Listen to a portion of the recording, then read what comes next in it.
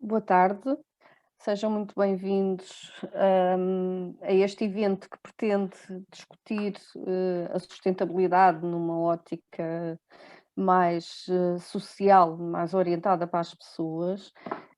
Este encontro que nos junta hoje aqui pretende também relembrar, o facto de nós fazermos parte, nós enquanto país, fazermos parte de uma Europa que definiu como objetivo tornar-se o primeiro continente neutro em carbono. Obviamente que isto é uma meta ambiciosa, que apenas se atingirá com o envolvimento das pessoas, por isso é que elas são o mote hoje da conversa que junta várias entidades, relevantes hoje, aqui com o seu testemunho, também com uma partilha importante daquilo que tem sido o seu percurso na sustentabilidade e como é que veem o futuro, nomeadamente das PMEs, que não são mais do que pessoas coletivas, e que fazem parte deste tecido que nós precisamos de ver renascido para que a economia também tenha um futuro diferente e possa alavancar todas estas metas que nós, enquanto país, nos afirmamos junto não só da Comissão Europeia e da União dos nossos parceiros, Estados-membros, mas também no panorama mundial e junto dos países que falam a língua portuguesa. Atualmente nós temos 25 milhões de pequenas e médias empresas na Europa, que são a espinha dorsal da economia. Portugal não é diferente. Estas empresas trazem soluções inovadoras para desafios como as alterações climáticas, a eficiência dos recursos e a coesão social. Muito importante esta última vertente, porquanto todas elas conciliadas, mas esta última em particular, ajuda a difundir a imperiosidade do desenvolvimento sustentável pelas regiões e, acima de tudo, pelas comunidades, sejam estas as comunidades envolventes ou as comunidades consumidoras. Ou as comunidades construtoras também fazem parte destas empresas. O valor das PMEs é, por isso, uma parte integrante de um ecossistema virtuoso que junta a indústria, a academia e o Estado. E a sessão de hoje tem precisamente o testemunho de representantes da indústria, de representantes da academia e de representantes do Estado. Em particular, e é com muito gosto e especial satisfação, que junto à abertura desta sessão, o testemunho da senhora Secretária de Estado, Inês dos Santos Costa, Secretária de Estado do Ambiente, que tem aqui um testemunho que todos nós merecemos ouvir, porque quanto é sempre enriquecedor ter a consciência daquilo que nos deve mover e do ponto em que estamos enquanto Estado Nacional. Eu peço que seja partilhado o testemunho da senhora Secretária de Estado, Inês dos Santos Costas, a quem agradeço desde já esta partilha tão importante para este momento que vamos passar a discutir. Começo por cumprimentar a organização deste webinar, o Data Knowledge Club, em colaboração com a Confederação Empresarial de Portugal, a Associação Portuguesa para a Ética Empresarial, a Porto Holândia, a Câmara do Comércio Holanda-Portugal e a LCG Consulting. E, obviamente, cumprimento todos os participantes neste webinar.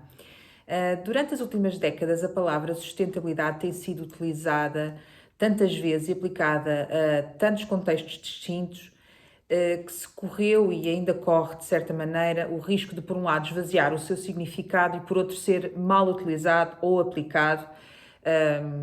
Se é sustentável, se é verde, se é bio, se é smart, então é porque deve fazer bem.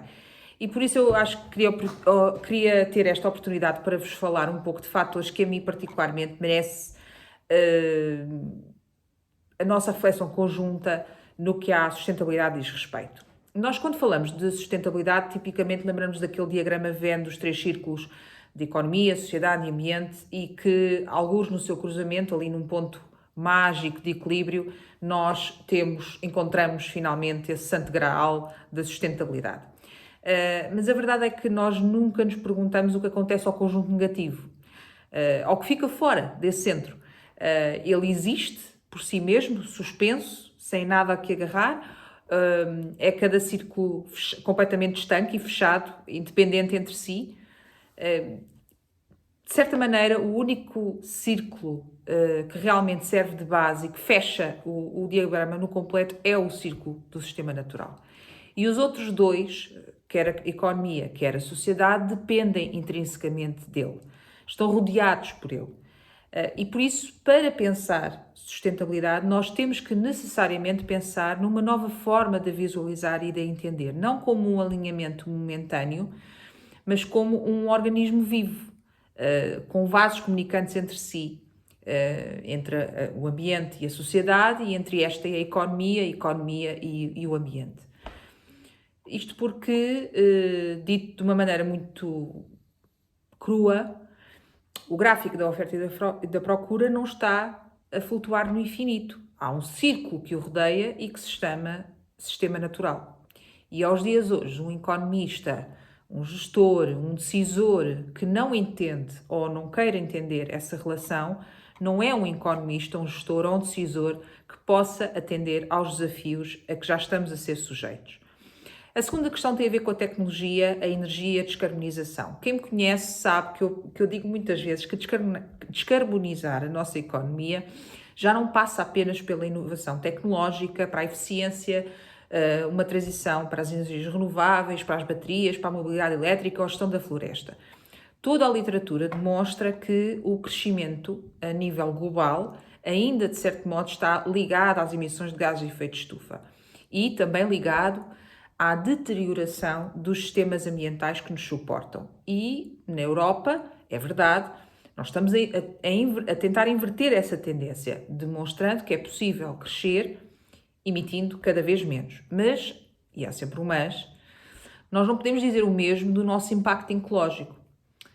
Na semana passada, a 13 de maio, o nosso budget ambiental, ou seja, o balanço entre a capacidade produtiva e a capacidade de regeneração e de absorção de emissões, efluentes e resíduos em Portugal, veio a 13 de maio, ou seja, 12 dias antes da data de 2020.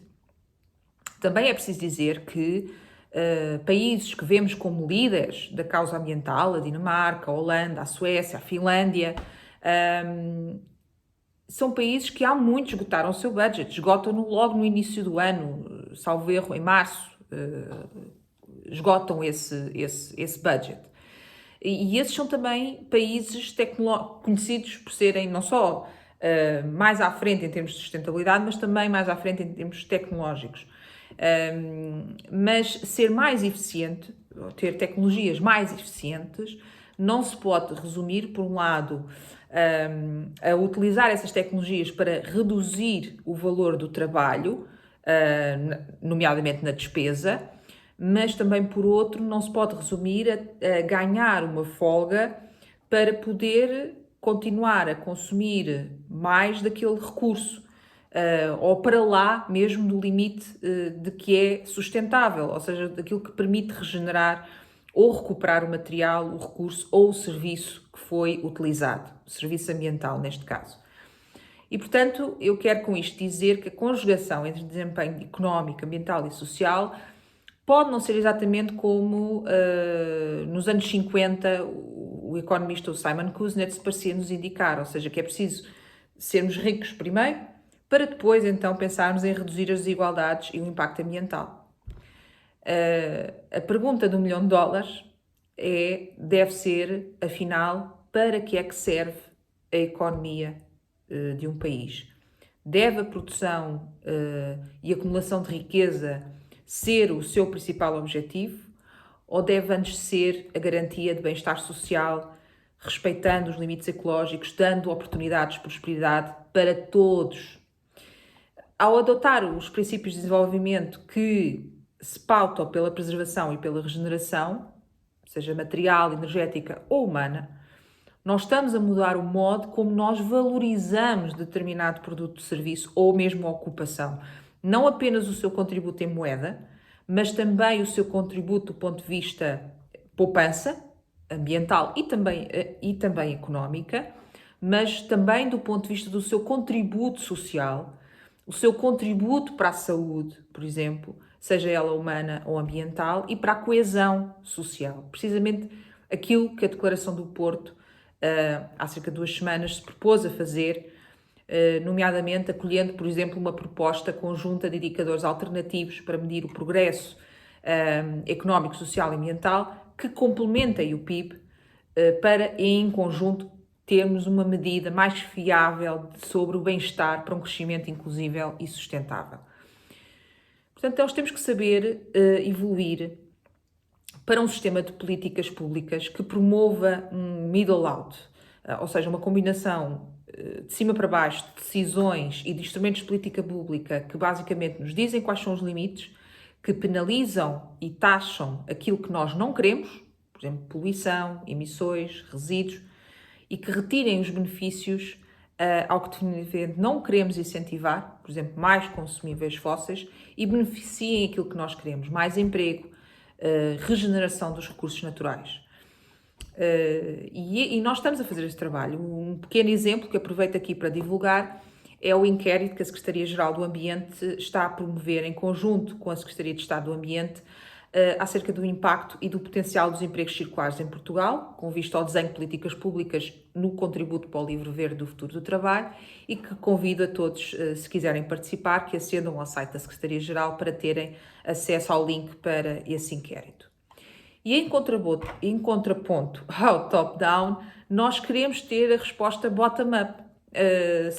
Certamente, como muitas das empresas que estão neste momento a acompanhar-nos, e também temos que ir ao encontro daquelas iniciativas locais, comunitárias, desafiar a cidadania para a sustentabilidade, porque eu não tenho dúvidas, se nós reuníssemos numa sala uma comunidade e nós lhes pedíssemos para inventar uma resposta comunitária a tendências xenófobas, misóginas, de colapso climático, de desigualdades sociais, de desigualdades económicas, de erosão democrática, de autoritarismo populista, é muito possível que a resposta fosse algo como aquilo que nós conhecemos hoje como Objetivos de Desenvolvimento Sustentável 2030.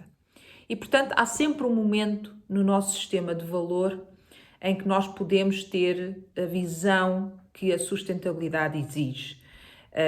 A ação individual e a ação local têm, de facto, um poder transformador no espectro da familiaridade social, mas mudar o modelo económico exige certamente políticas ousadas, gestores modernos, uma transformação industrial, empresarial, que é difícil, não nego, mas, porém, é muito, muito necessário se nós queremos, de facto, trabalhar para um país mais próspero. E estas responsabilidades, desde o individual até ao empresarial ou mesmo governamental, não são responsabilidades permutáveis ou transferíveis entre uns e outros. Cada qual, no seu papel, deve contribuir para esse caminho.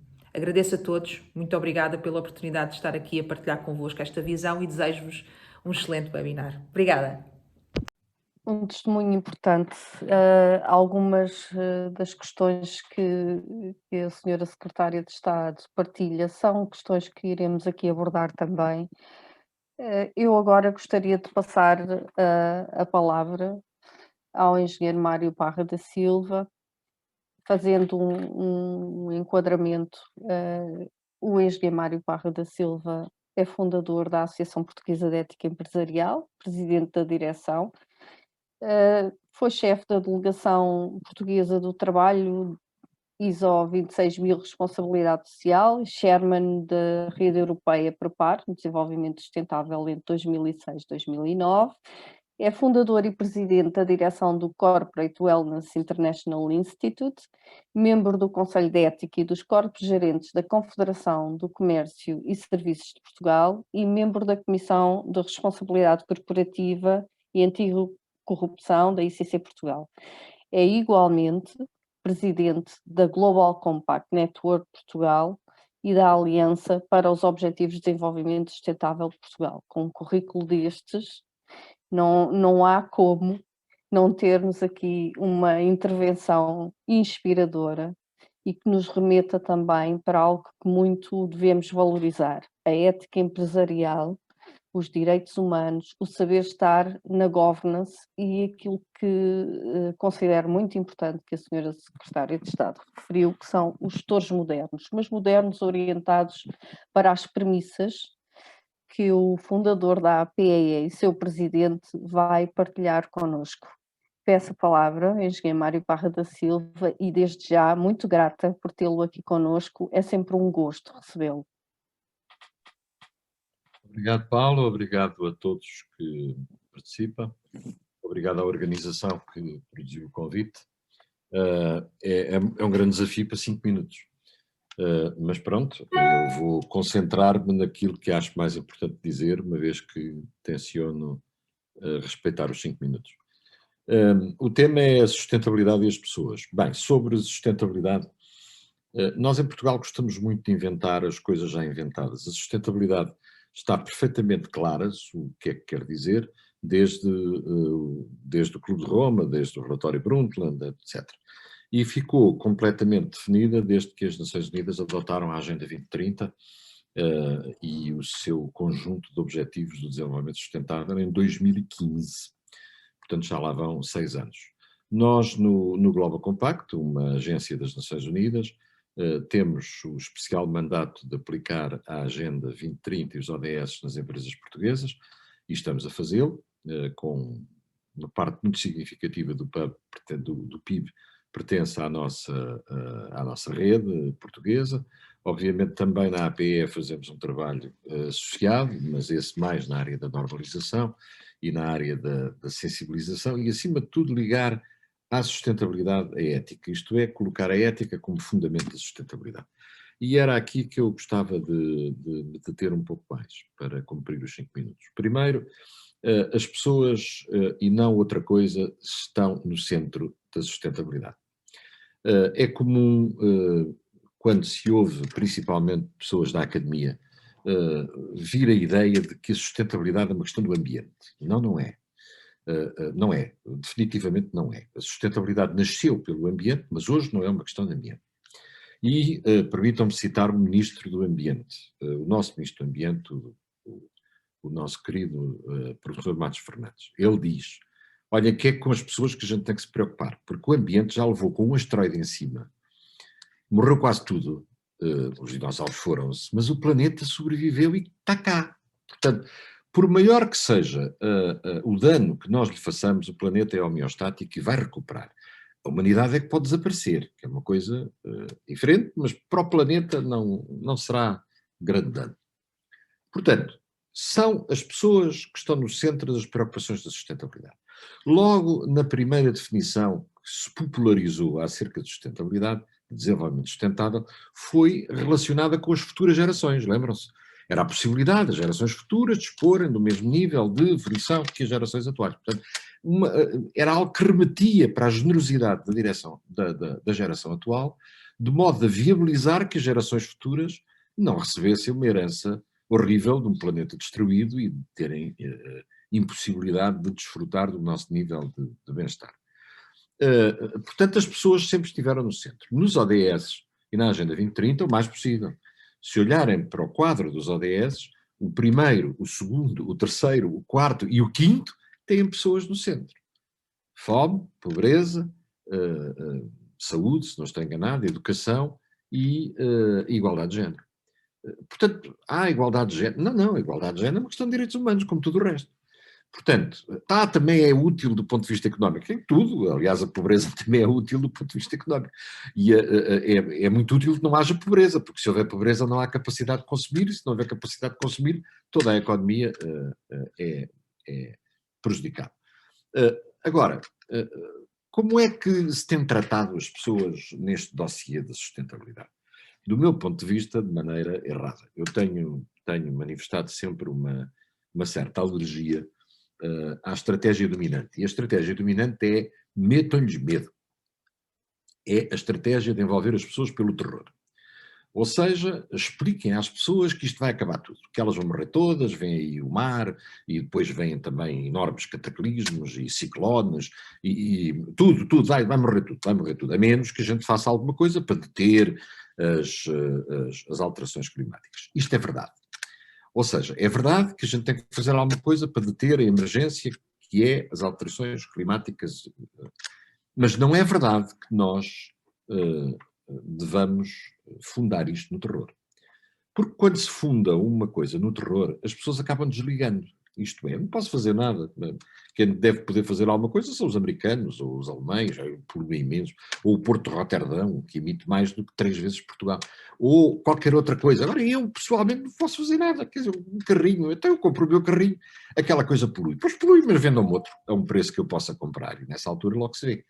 Isto é, as estratégias de terror conduzem à exclusão das pessoas do processo e não à inclusão das pessoas no processo.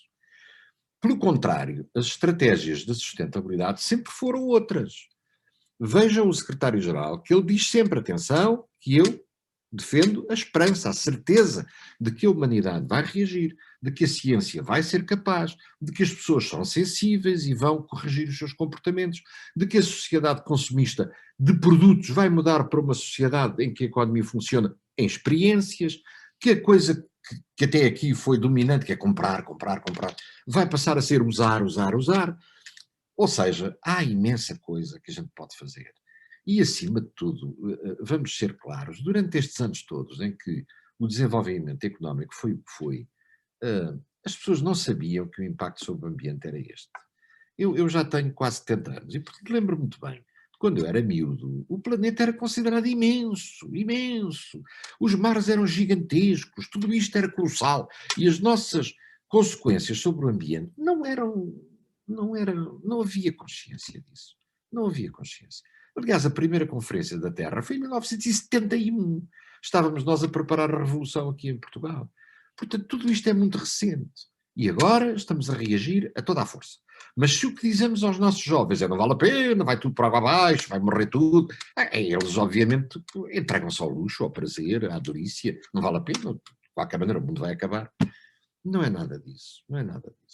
O que é essencial como mensagem da Agenda 2030 e dos ODS é que as pessoas tenham confiança nelas mesmas, que as pessoas tenham confiança no sistema económico que elas vão ser capazes de construir.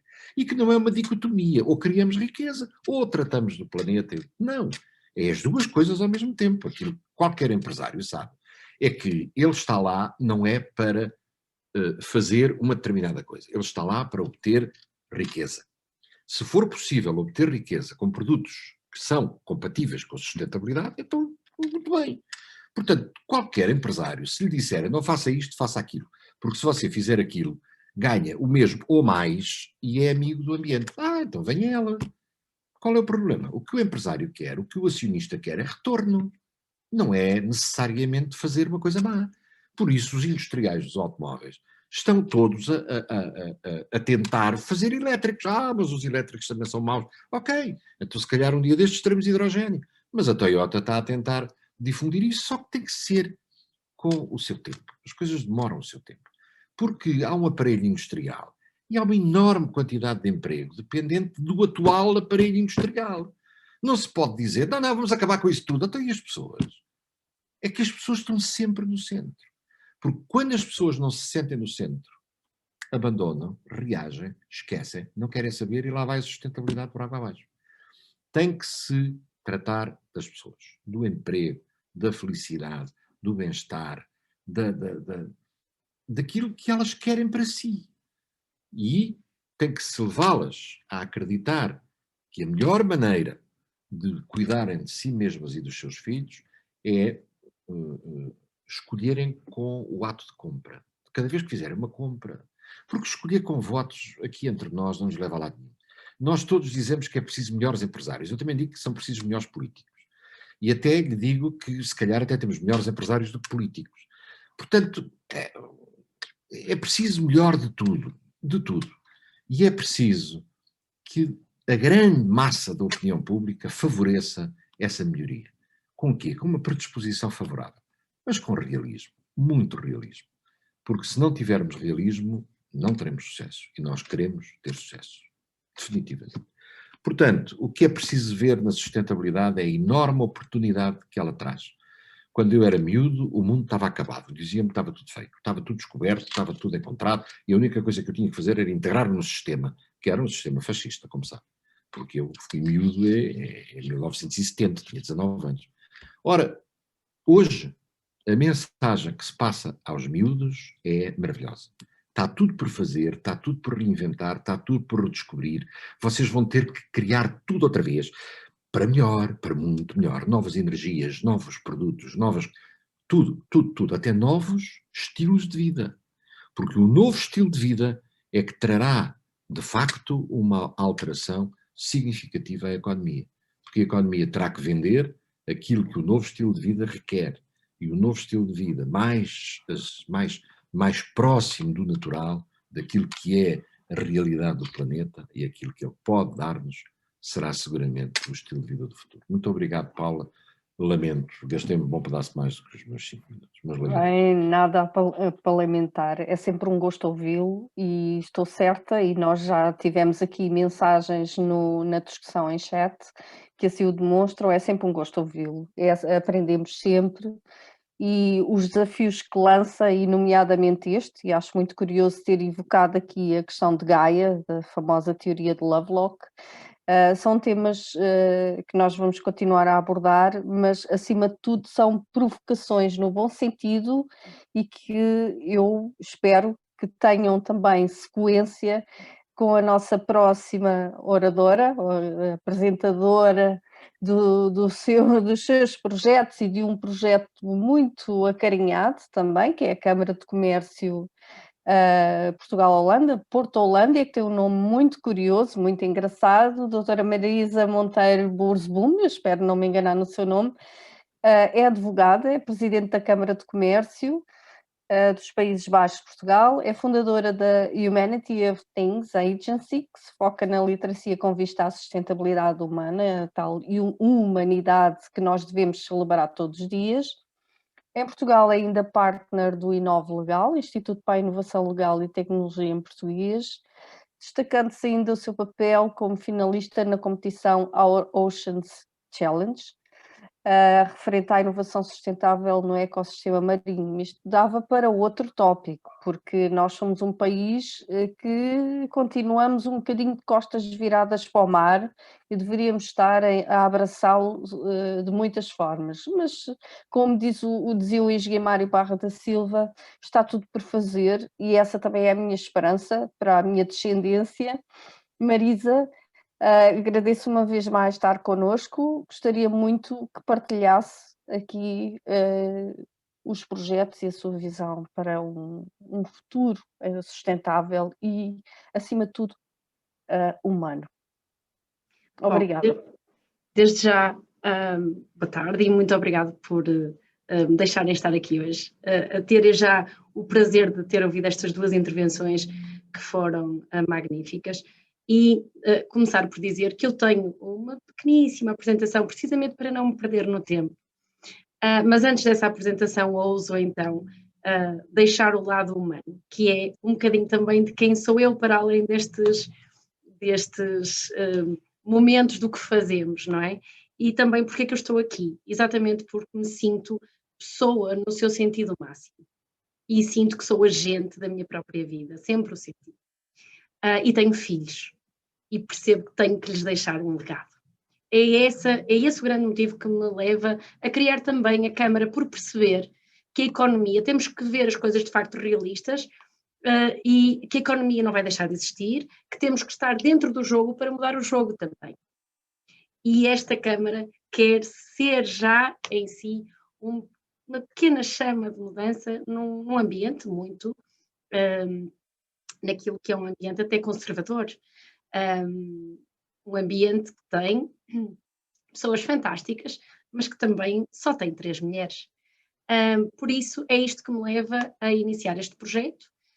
O meu amor também por estes 2 pequenos países que abraçaram o mundo pelos mares, e que em si nos inspiram naturalmente com os seus percursos, e manter esta ponte de facto aberta. Aliás, Porto-Holândia vem precisamente da combinação de Portugal, português, Porto, cidade de Porto, Porto do Mar e Holândia, que era assim que se designava esta palavra também. E antes de mostrar esta pequena apresentação, dizer só que de facto o meu nome é Marisa, é Sandra Marisa, e é em si, Sandra é a defensora da humanidade, é essa a origem do nome, e Marisa é a que vem do mar.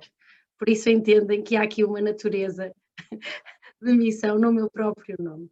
É deste mundo que vos quero falar um bocadinho, que vos quero então partilhar esta pequena apresentação que vos fiz, muito, muito pequena, só para então não nos perdermos aqui e não deixar de vos apresentar este projeto que é a Portolândia. Paula, só gostaria que me confirmasse se já estão a ver o meu ecrã, perfeito. E então, esta equipa é uma equipa local, é exatamente isso que nós também queremos, são esta ideia do terreno, dos profissionais que estão no terreno e que criam soluções também baseadas naquilo que são as suas vivências e os desafios que vêm. Há aqui também uma preocupação com esta necessidade de sermos ágeis.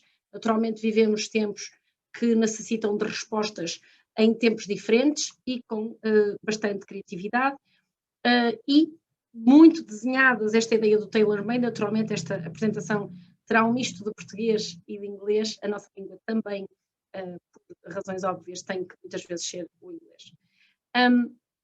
Deixo só a nota de que para nós é muito importante o fortalecer das conexões e trabalhar em ecossistema, fortalecendo as instituições também existentes. Mas há algo que gostava muito de referir, que é aquilo que, nomeadamente, na cidade de Haia, tem vindo a ser a capital, ou quer ser a capital global da economia de impacto. Estamos aqui a falar da sustentabilidade e agora referimos-nos a esta ideia da economia do impacto e que no fundo vem aqui beber um bocadinho também daquilo que é ética, no que se resume em doing business e doing good. Não há por que não juntar os mundos e de facto gostei muito quando ouvi que a escolha também tem de ser, a escolha daquilo que compramos também depois tem o outro lado de quem produz perceber que produzir também para o bem e vender para o bem é um benefício em si mesmo. No terreno já temos parcerias, fazemos parte nomeadamente no campo do policy de influenciar as políticas naquilo que é um esforço com a Humanity of Things para a Task Force da New Industrial Strategy for Europe. Tem sido, de facto, um trabalho muito, muito interessante. Temos como vontade e já também atuação o apoio ao empreendedorismo social, uma área que cada vez mais é importante. Temos projetos em concreto, também em Portugal, como é o caso do Rural Invest e o Rural Move, que foi uma dessas criações magníficas do tempo da pandemia e da junção das pessoas num esforço também da sociedade civil, capacitação daquilo que é o mercado de trabalho, o apoio a programas de literacia, empreendedorismo feminino, naturalmente também há aqui esta nota, e aquilo que são os jovens empresários, mas também aquilo que é visto como as Young Enterprises. As Young Enterprises não necessariamente são sempre tidas por jovens, não é? Por isso também esta nota. E deixar aquilo que é a minha preocupação, que ao ler um artigo recentemente sobre a Holanda, que de facto se assume como um líder nesta área, diziam que a Holanda, sendo um líder, também o é porque entende onde é que não está ainda no melhor, no ponto ótimo, os desafios. É entender precisamente os desafios e é entender que há muito para fazer que de facto define os líderes e a liderança em qualquer conversa de sustentabilidade, que todos nós temos que participar. No fundo, como dizia o Dr. Mário, não é pelo terror, não é. Também não é pela fé, eu diria que é pela agência. É esta agência, o partir do eu, todos nós somos elementos ativos nesta mudança que é necessária. Deixo naturalmente os nossos contactos, mas é fácil encontrarmos. E mais uma vez, foi um prazer estar aqui.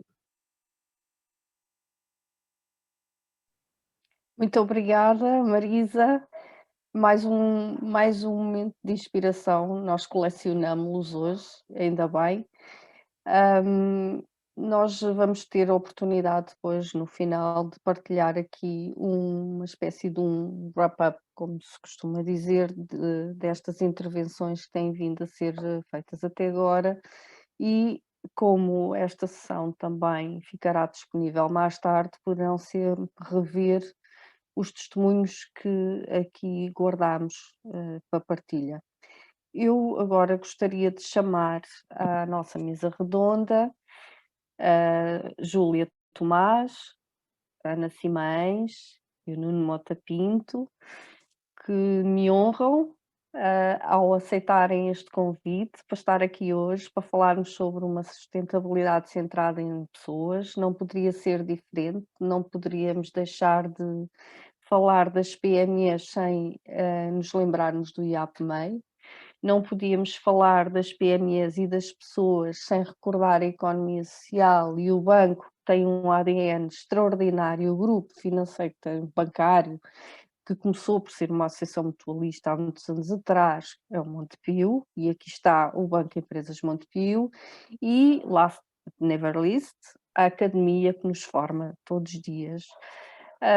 Eu vou começar por apresentar a Júlia Tomás, que é responsável pelo Departamento de Valorização e Capacitação Empresarial do IAPMEI, que assegura a implementação de iniciativas de capacitação e disseminação do conhecimento dirigidas ao tecido empresarial sob a marca Academia de PMEs. Não é demais nunca relembrar a importância que o IAPMEI tem para o tecido empresarial português e o extraordinário caminho que tem vindo a fazer, nomeadamente através das distinções de boas práticas adotadas por PME neste país e, portanto, estou perfeitamente convencida que muito iremos aprender consigo hoje.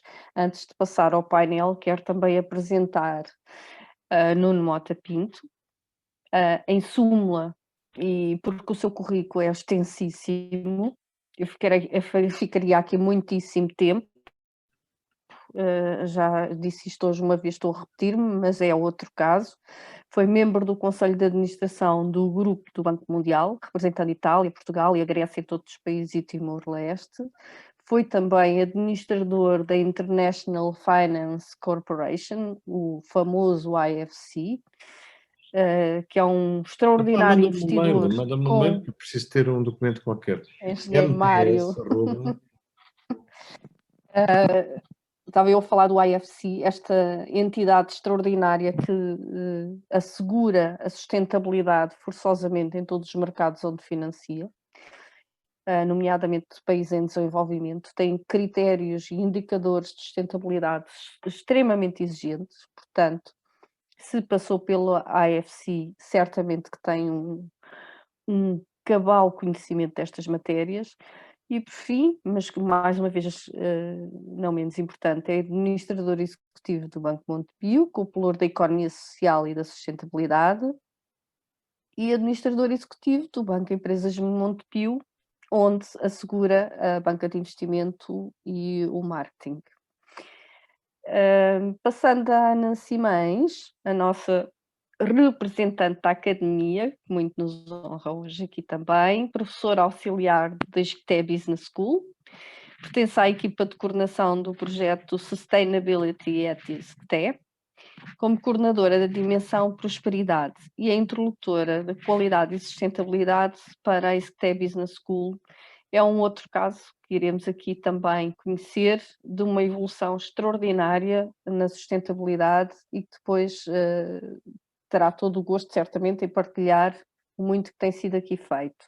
Como todos os três me honram com a sua presença, e eu vou agradecer muito que me ajudem a tornar isto uma conversa inspiradora para quem nos ouve, mas acima de tudo, que nos permita perceber onde é que cada um está a acrescentar valor, que eu sei que está, nestas matérias, na sustentabilidade, nas pessoas, e as pessoas são empresas também. Eu começaria com a Júlia e começaria com uma questão que eu acho que é sempre colocada, não é? Como é que no contexto da sustentabilidade, como é que o IAPMEI assegura, ou trabalha a capacitação das PMEs relativamente aos contextos que são, indelevelmente ligados ao desenvolvimento sustentável, porque não é fácil transpor esta realidade ou esta exigência que estamos a viver para contextos que muitas vezes são muito tradicionais e muitas vezes são muito dependentes de uma gestão de tesouraria ou de uma disponibilidade a muitos níveis que obriga a sustentabilidade a ser tratada com um tempo ou um investimento que por vezes pode penalizar, não é? E neste sentido gostava de que partilhasse connosco como é que a sustentabilidade e as PMEs se interligam para o IAPMEI. Obrigada, Paula, pela pergunta. Boa tarde. Cumprimento os restantes oradores e a quem está aqui a assistir.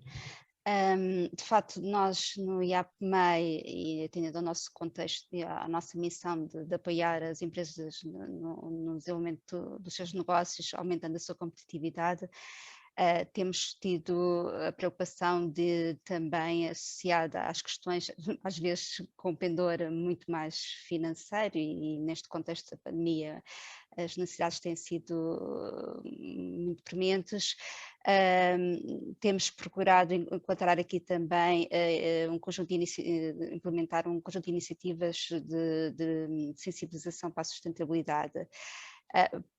E, acima de tudo, chamar a atenção que a sustentabilidade nos seus diferentes pilares, seja o social, económico e ambiental, tem que fazer parte da estratégia da empresa, portanto tem que fazer parte da visão que a empresa tem ao nível da sua atividade.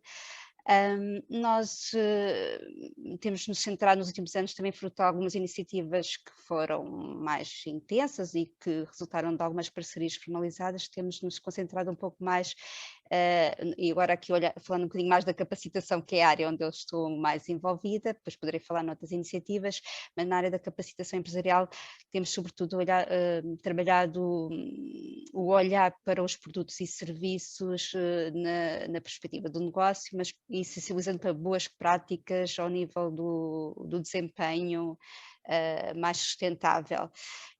Nós trabalhamos habitualmente com parceiros que têm conhecimento consolidado nestas matérias e, portanto, implementamos depois um conjunto de iniciativas informativas de formação para dar a conhecer, se calhar, no fundo, aquilo que pode ser a possibilidade de práticas para empresas com a dimensão que as nossas empresas portuguesas têm. Dou-vos um exemplo, desde mais ou menos de 2016 temos estado a trabalhar com o Laboratório Nacional de Energia e Geologia, na implementação de um conjunto de iniciativas ligadas à economia circular, e onde também falamos um pouco na sustentabilidade no seu todo, no fundo dar-nos a conhecer algumas ferramentas e alguns instrumentos que permitem pensar os produtos e serviços na ótica do design, do modelo de negócio, pensar em termos do ciclo de vida e, portanto, tem sido um bocadinho esse o foco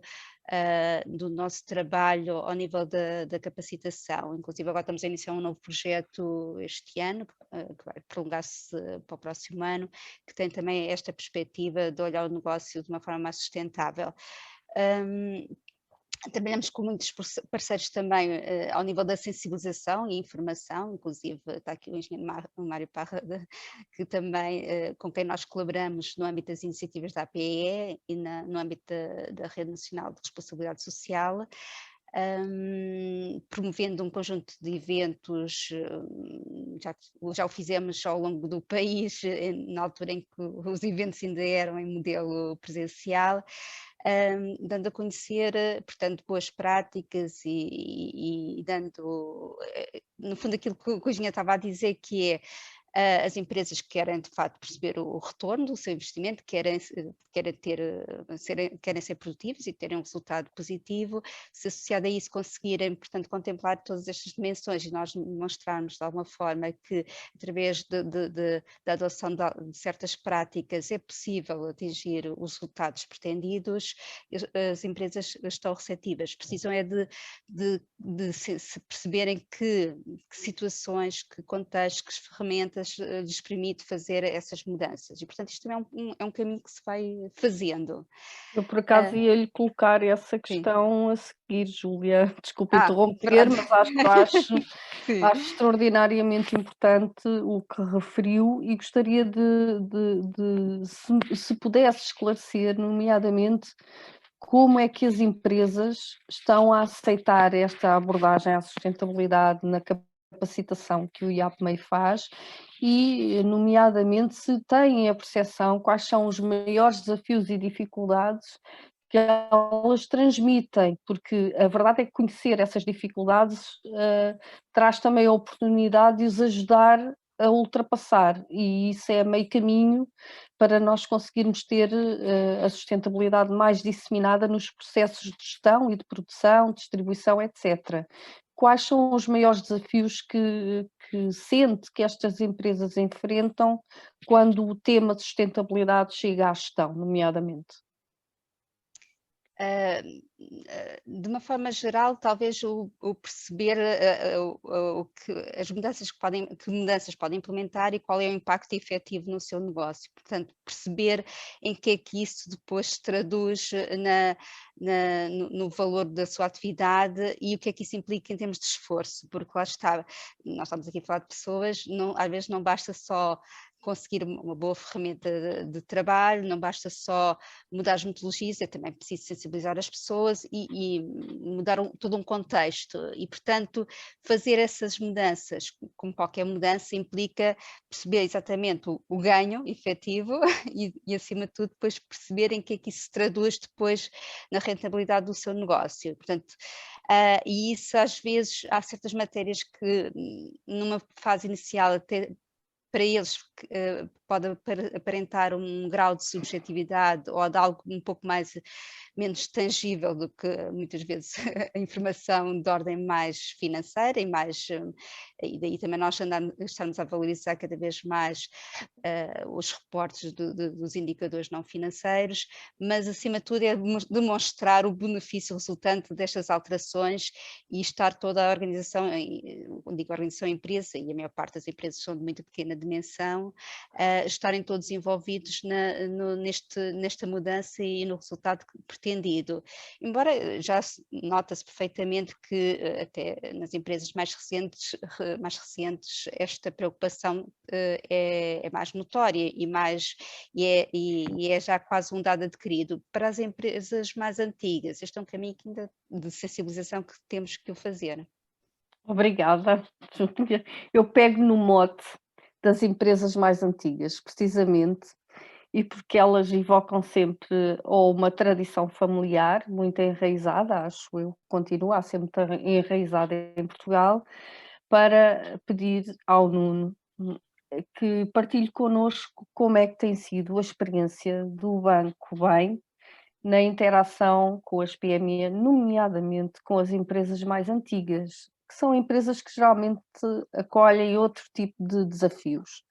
Não só os desafios de sucessão, porque nem sempre a sucessão está garantida por razões diversas, são empresas que têm determinados princípios associados ou valores enraizados e que por vezes podem parecer conflituantes com estes novos desafios da sustentabilidade também, mas acima de tudo esta experiência que o Banco Bem tem tido com as empresas em geral, mas com estas em particular, e como é que está ao lado destas empresas para as fazer estar no futuro e nestes temas da sustentabilidade, cada vez mais enraizantes, que eu depois quero fazer um deep dive, digamos, por via de um outro tópico que a Júlia aqui colocou, que é a diretiva não financeira, ou o report não financeiro.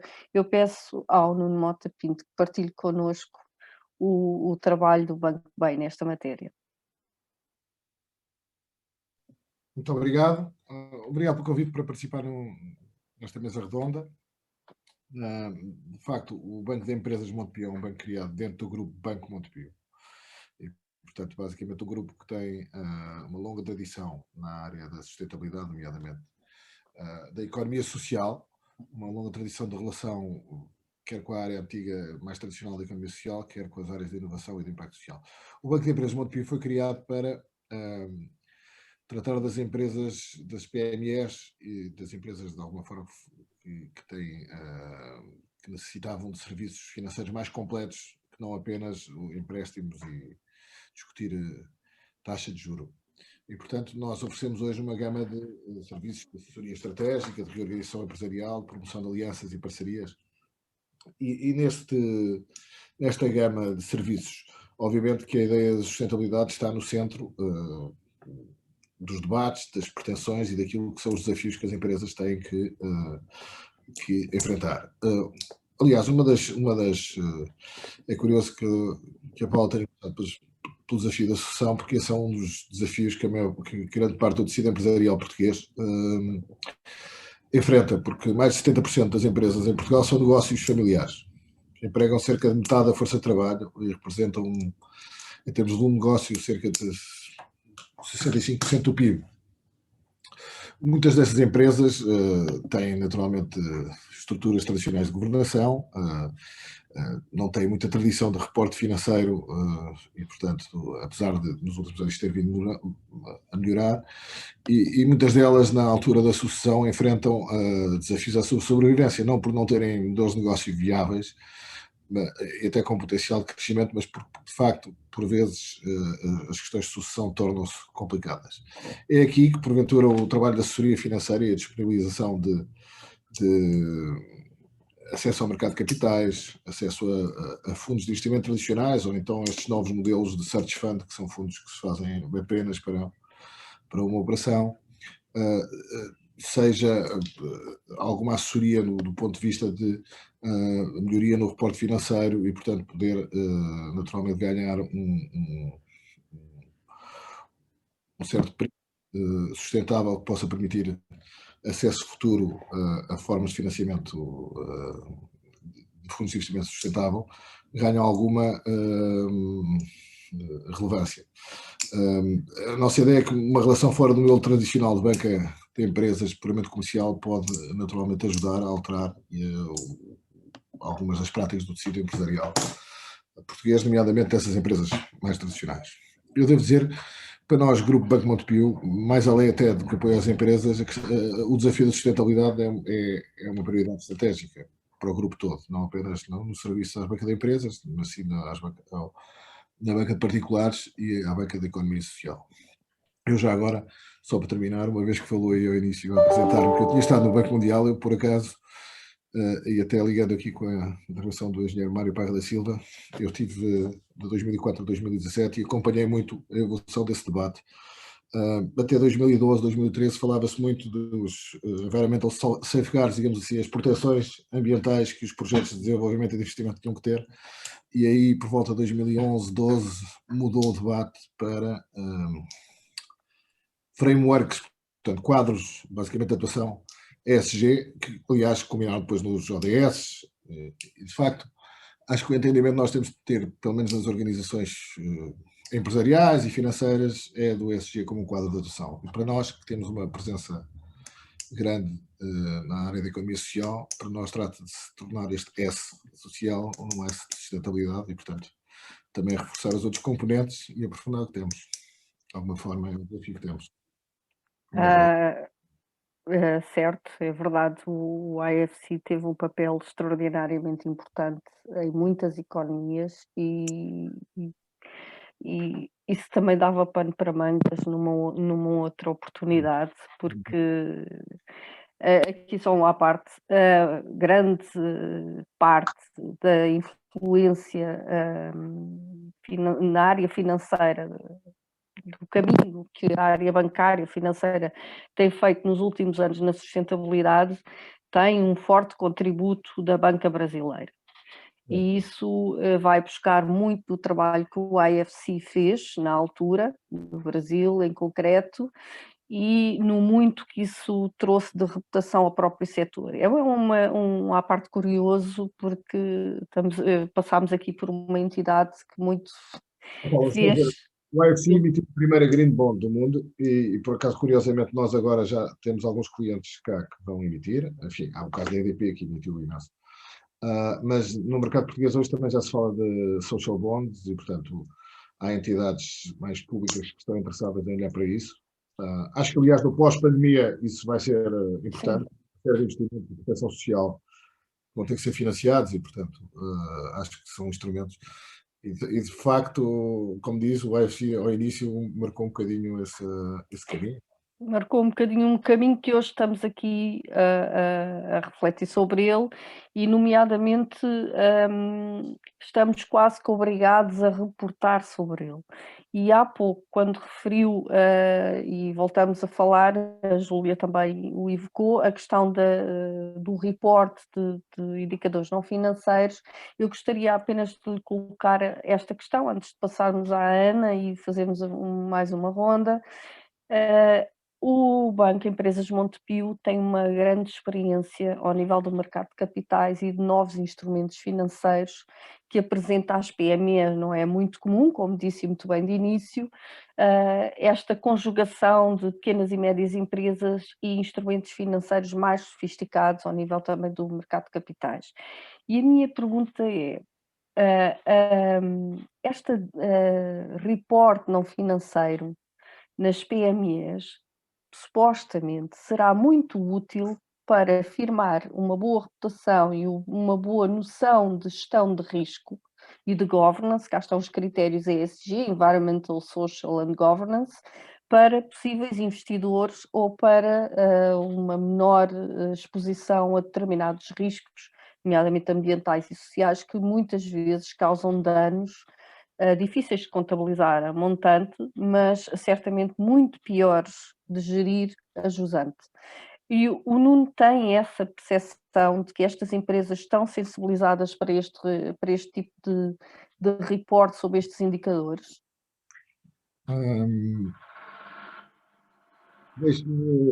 Eu acho que é uma sensibilização progressiva. Quer dizer, na relação que os bancos têm com os clientes, esses temas são permanentes. Aliás, eram aqui há uns anos atrás do reporte financeiro. Havia uma parte do tecido português que não tinha também grandes hábitos de reporte financeiro e isso foi mudando e hoje isso não existe, não é? Pelas diretrizes quer da EBA e, portanto, quer dos reguladores, nós hoje temos um tecido empresarial todo ele habituado a fazer reportes financeiros. Eu acho que, nesse sentido, o reporte não financeiro terá que fazer um caminho parecido. De facto, em Portugal, em outros países onde há um mercado de capitais mais ativo e, portanto, onde as empresas não estão tão dependentes dos bancos, naturalmente esse caminho é mais rápido, porque o mercado de capitais tem a facilidade de forçar, por mecanismos de mercado, as empresas, neste caso em Portugal, e essa é um bocadinho também a ideia estratégica de termos aqui um serviço um bocado mais alargado do Banco de Empresas Montepio, uma vez que o mercado de capitais não funciona de forma tão alargada como noutros países, há a necessidade de alguma assessoria, de alguma pedagogia dos bancos. Eu acho que esse caminho se vai fazer, mas naturalmente, nessa matéria do reporte, eu acho que o melhor que temos a ver é aquilo que se passou com o reporte financeiro na última década, quer dizer, aqui há 10 anos. Também havia um segmento forte das PMEs que tinham, enfim, formas de reporte financeiro subótimas, para ser assim, para usar um eufemismo, e portanto acabou por ser muito da relação entre os bancos e essas empresas que disciplinou as empresas a apresentarem reportes financeiros relevantes. Eu acho que o que é importante é que as empresas, e isso é uma mensagem que é importante transmitir, percebam que a sustentabilidade é uma oportunidade para elas, não é apenas uma forma de evitar perigos. Que há cada vez mais no mercado fundos de investimento, liquidez disposta a investir em projetos sustentáveis e que a forma de poder aceder a esses é justamente ter reportes não financeiros, ter práticas sustentáveis e nesse sentido eu acho que vamos fazer um caminho relativamente rápido. Vai haver as alterações regulatórias para os bancos e os bancos terão inevitavelmente que as transmitir às empresas e, portanto, num fenómeno um bocadinho por cadeia, permitir que esses reportes aumentem e que a possibilidade delas acederem a fontes de financiamento sustentável se alargue. É um caminho que certamente as empresas é um caminho, é uma parceria, é um caminho que se faz conjunto, obviamente, e nós somos um país, tradicionalmente avesso às parcerias, infelizmente, porque é algo que nos daria certamente outra força, mas a parceria entre o banco e as suas empresas clientes certamente será produtiva neste aspecto, porque isso implica também um maior conhecimento, um menor risco para o próprio banco, um menor risco para a gestão destas empresas e um menor risco também para os investidores, que depois aqui são chamados, não é? Quero só dizer uma coisa. Nós já temos alguma experiência da avaliação, nomeadamente do setor da economia social e da inovação e do impacto social. E quero dizer o seguinte, enfim, é provavelmente um dos, quer dizer, não quero ser aqui totalmente definitivo, mas um dos setores onde há menos default e onde há menos incidentes. O que é curioso, porque as pessoas que trabalham nisso gerem dinheiro dos outros, há algum cuidado. E portanto, nós temos alguma experiência de análise de risco dessas instituições. E naturalmente já há alguma experiência na nossa economia, seja por via das IPSS, nas empresas. As empresas mais sofisticadas, obviamente, estão a fazer esse caminho, e as que estão mais habituadas a ter reportes financeiros, porque isso tem custos. Naturalmente, as PMEs, é aí que eu acho que a parceria banco-empresas tem um caminho grande a prosseguir, seja na assessoria, seja na mostra das vantagens, das oportunidades que esse caminho tem. Sim, é verdade. É uma grande oportunidade que as empresas devem encarar com a maior brevidade possível, porque o tempo esgota-se facilmente e as oportunidades também se esgotam. E porque nós estivemos a falar sobre o relatório e a informação não financeira, eu vou desafiar a Ana, que tem estado aqui, não para o fim, porque eu volto a dizer, o princípio de tudo é a nossa educação e a nossa formação, portanto os últimos são representantes do primeiro estágio da nossa vida, que é a aprendizagem, e gostaria de pedir à Ana que partilhasse o que tem sido a experiência de uma instituição como o ISCTE, que tem um excelente relatório de sustentabilidade, tenho que aqui fazer jus. Eu, durante muitos anos, assegurei os relatórios de sustentabilidade de uma instituição muito especial e sei, felizmente, reconhecer quando a informação e o seu conteúdo é rigoroso e é, acima de tudo, rico e abrangente. Portanto, eu quero, antes de mais, congratular, porque é um relatório que também vos posiciona numa liderança muito curiosa e muito orgulhosa para o país, em termos de academia europeia. E gostava, nesta questão, desafiar a Ana a partilhar connosco como é que foi instituir a sustentabilidade numa entidade de ensino superior, neste caso, e que desafios é que encontrou para definir e implementar uma estratégia de sustentabilidade. Muito obrigada, Paula, pelas palavras. Gostaria de começar por agradecer à organização o convite para participar neste painel, cumprimentar os colegas de painel também, à Paula, que tenho o prazer de conhecer e que modera esta mesa, e a quem nos acompanha em casa. De facto, esta tem sido uma jornada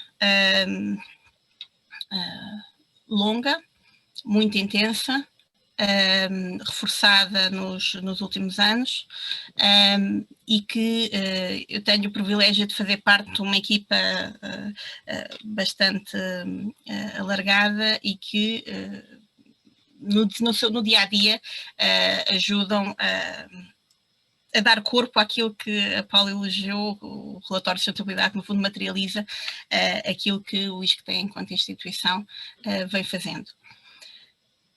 Eu gostaria de começar por pensar, se calhar, o próprio papel das instituições de ensino superior, que eu creio que seja, de facto, indiscutível na promoção da sustentabilidade e nos seus princípios, e não só a partir do ensino, que é uma das questões críticas, como a Paula referia, mas também da investigação, a transferência de conhecimento para a comunidade.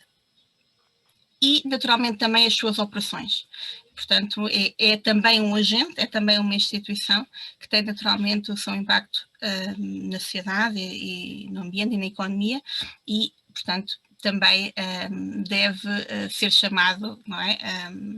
E mostrar o seu papel neste processo. E no caso que já foi referido aqui também, a questão dos Objetivos de Desenvolvimento Sustentável, eu acredito que tenha vindo reforçar bastante as oportunidades para as várias instituições e, no nosso caso, enquanto instituição de ensino superior, veio potenciar a forma como olhamos para a sustentabilidade de uma forma mais holística e percebemos também qual o potencial contributo e impacto positivo que enquanto comunidade académica podemos ter para um mundo melhor, digamos assim, onde temos as várias dimensões, como já foi referido.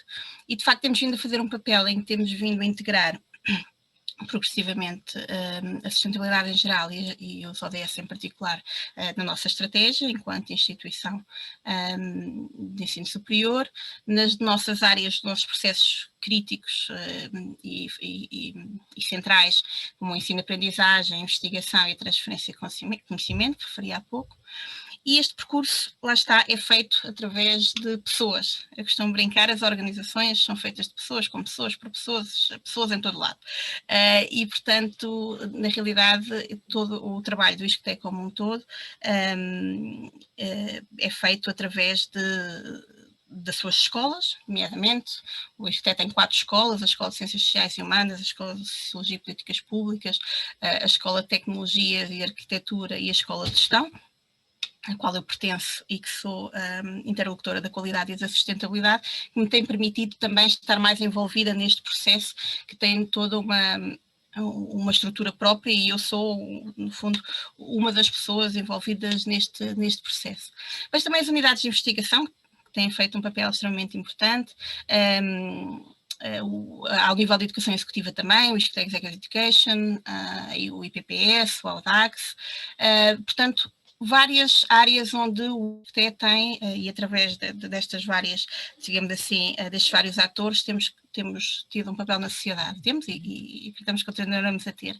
Mas também, por exemplo, do nosso Alumni Club do ISCTE, e já agora não percam uma série de conferências e webinars que estão a decorrer ligados à sustentabilidade nestes dias, nos próximos dias, começou hoje, e também os nossos estudantes, que têm sido muito ativos. E é excelente ver as organizações, os núcleos de estudantes, as empresas júnior, várias iniciativas que eles próprios vão desenvolvendo, o que é sinal que, de facto, aos vários níveis, digamos assim, esta tem sido uma preocupação.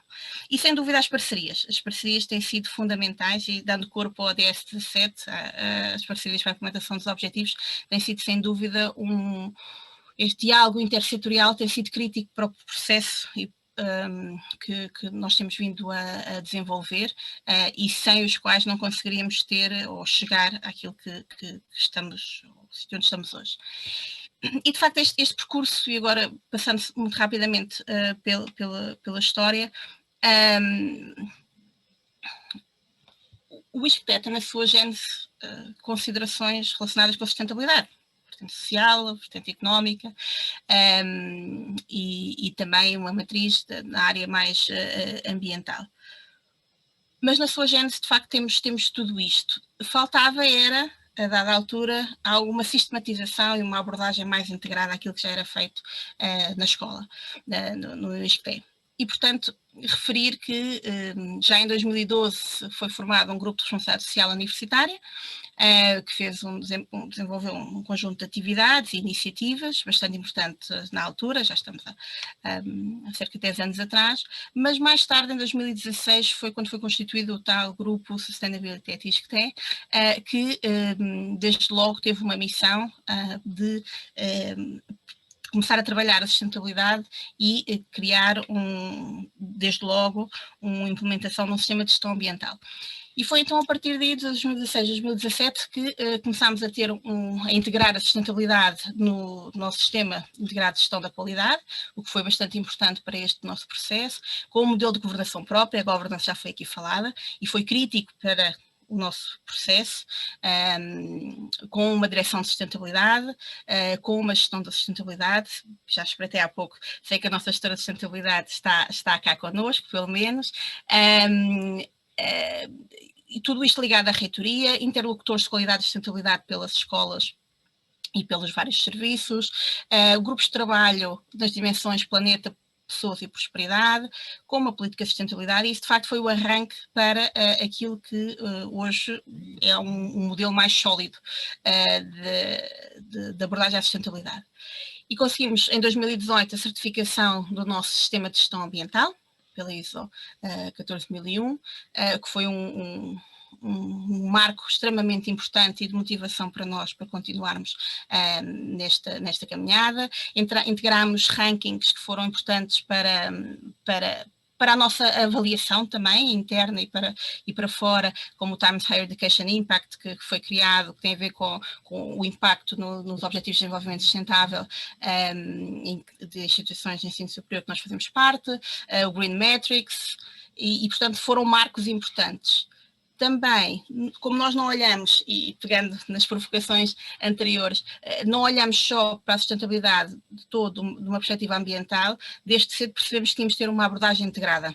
E essa abordagem integrada foi sendo feita logo de início com a política abrangente de sustentabilidade, mas progressivamente com o trabalho destes grupos de trabalho, Planeta, Pessoas e Prosperidade. E depois do sistema de gestão ambiental, implementámos e certificámos no ano passado um sistema de gestão de responsabilidade social, pela NP 4469, que no fundo vem construir sobre esta área da gestão do sistema de gestão ambiental. O relatório de sustentabilidade que a Paula fez referência foi de facto publicado no ano passado, referente a 18-19, é de facto um marco importantíssimo sobre aquilo que o ISCTE como um todo tem vindo a fazer, e é uma ferramenta muito importante de autoavaliação e para darmos conhecimento dentro e fora de portas aquilo que estamos a fazer. E já este ano tivemos a aprovação interna e implementação do plano de ação da dimensão prosperidade, que no fundo vem fechar aqui este círculo na nossa abordagem integrada e holística à sustentabilidade, que é, já tínhamos um plano para o planeta, um plano para as pessoas, que se materializaram nos sistemas de gestão que eu referi, e agora um plano para a prosperidade. Todos estes planos estão integrados entre si, integrados com o plano estratégico do ISCTE também, e isso tem permitido de facto que este percurso sólido e de envolvimento com os vários stakeholders, porque não tenho dúvida nenhuma, e os meus colegas, que de facto as pessoas são críticas neste processo, porque senão isso não existia, não conseguiríamos fazer o que fazemos, e o muito que temos por fazer. E em relação ao muito que temos por fazer, se calhar pensar em alguns desafios. Não sei, Paula, se... Ana, foi ótimo, claro que sim. Aliás, dá-me aqui um mote para questionar a Júlia, porque a questão do relatório, uma vez mais, porque ele é a síntese do desempenho nestas matérias. Eu, antes de colocar a questão à Júlia, quero só dar aqui uma nota de que surgiu aqui uma pergunta que todos deverão estar a ter acesso, presumo, mas que eu deixaria para o fim, porquanto ela é de resposta longa e não vou colocá-la agora. É extremamente pertinente. Há soluções para responder a esta questão, nomeadamente quando passamos por entidades que estão presentes nestes mercados africanos, mas vou deixá-la mais para o fim, porque estamos num alinhamento, mas não posso deixar de agradecer ao participante Inocêncio Mateus que a colocou. De qualquer das formas, queria aqui retomar a questão do relatório, mas para pegar aqui no tema. A Ana falou do relatório, da forma como o fizeram, etc. A forma como nós reportamos a informação não financeira e o rigor e a abrangência com que o fazemos, nomeadamente também a transparência com que a empresa pode fazê-lo, é também um mote reputacional forte que pode trazer outros dividendos à empresa, nomeadamente, eu acredito que quando foi aqui referido o relatório de sustentabilidade do ISCTE, ele certamente posicionou o ISCTE, a nível internacional, capaz de atrair mais alunos ou um negócio mais com menos risco, mas seria também interessante perceber que quando nós temos a sustentabilidade integrada, isso obriga, antes de fazer um relatório, a ter que, como muito bem a Ana referiu, que eu anotei aqui, a ter que a estruturar numa abordagem integrada que implica também, ao nível da gestão de topo, que isso se consolide numa visão. Júlia, as PMEs, como referiu o Nuno há pouco, tradicionalmente são maioritariamente tradicionais, conservadoras, às vezes carecem de alguma elasticidade, e atenção que isto é uma constatação construtiva para evoluir e não destrutiva para colocar um cunho.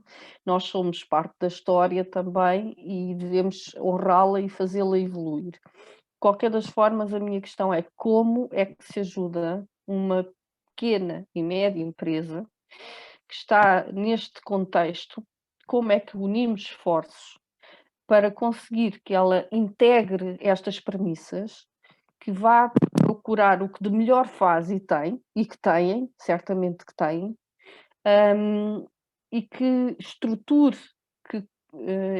e depois tenha matéria para evidenciar para fora, porque esta matéria é também um excelente documento de comunicação e um excelente passaporte de credibilidade que as empresas têm, não só naquilo que falávamos há pouco para o interesse dos investidores, mas para os chamados stakeholders ou partes interessadas, que hoje em dia são tão decisivas no consumo, na imagem, por via das redes sociais, por via da construção de reputação boa, porque há reputação má também, a notoriedade não é sempre boa. Como é que se trabalha, como é que se chega a estas empresas? Como é que é a vossa experiência, uma vez mais? Para já, o que posso referir é, apesar das empresas terem a base familiar, tradicional e de pequena dimensão, são capazes de fazer grandes mudanças quando é necessário. E, nomeadamente, no que diz respeito por exemplo, às empresas que exportam, cada vez mais, até condicionadas por pressão externa, cada vez mais percebem a importância de ter este tipo de informação ligada à sustentabilidade. Portanto, daqui da nossa parte, trabalhamos neste esforço de alertar para a importância de mostrar que, para além dos indicadores financeiros habituais dos negócios, também é relevante integrar as outras dimensões da análise, mas a própria atividade em si e a própria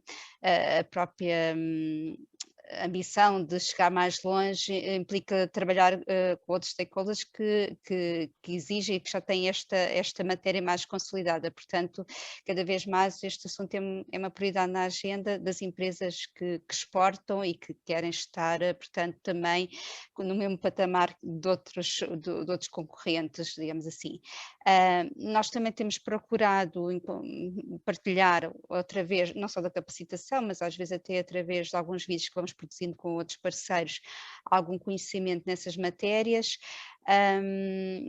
sensibilizando para esta matéria, e este é um caminho que também se está a fazer pela necessidade, mas também porque se começa cada vez mais a perceber a importância, num contexto mais global, da importância desta informação. Portanto, acho que é uma conjugação Sim, aliás, isso que a Júlia refere é também matéria, ou está a ser matéria abordada pela própria Comissão Europeia e pelos seus grupos de peritos, nomeadamente quanto à abrangência que esta diretiva europeia, que depois foi transposta para decreto-lei nacional, deve ter para vir buscar precisamente médias empresas.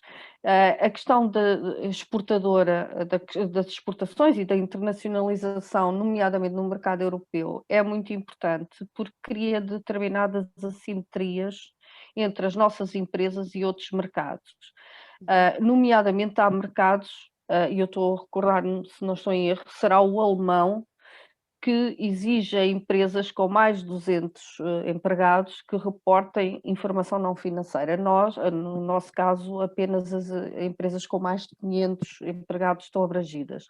Mas uma empresa, e esta questão é também colocada ao Nuno Mota Pinto, esta questão de que as empresas portuguesas enfrentam assimetrias de mercado quando partem de um contexto em que não são obrigadas a ter presente toda esta informação não financeira, mas partem para um outro mercado onde isso lhes é exigido.